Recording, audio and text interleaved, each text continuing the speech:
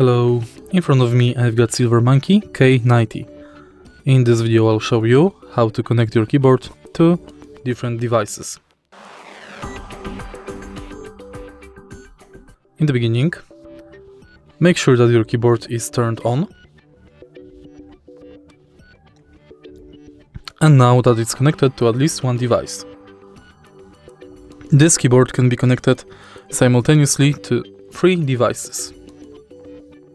Firstly, via dongle, for example to PC or console, and then we've got 2 next connections via Bluetooth.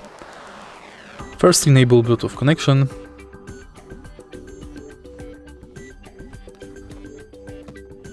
and now on your smartphone go to Bluetooth settings, pair new device and select K90 Bluetooth. Now our keyboard is connected to smartphone,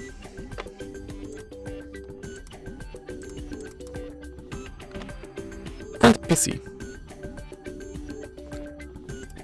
If you find this video helpful, please leave like, comment and subscribe.